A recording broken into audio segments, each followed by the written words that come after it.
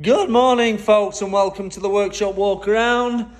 We have got Peters has just been dropped in for, what is that for? That is for a wobbly clutch lever,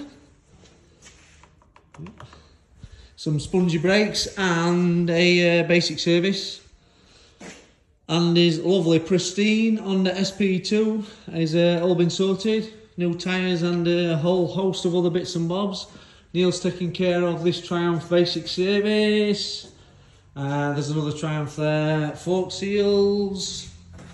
In the process of the fork seals being replaced even.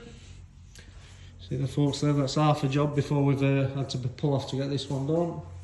Pull off, that sounds a bit wrong. So I've got the parts now for the CB500, the R125, I think I've got the bits to do that, so it might be a late finish for me to try and get on top of those. Ali's still sat patiently waiting for a service. Neil's outside having a fag.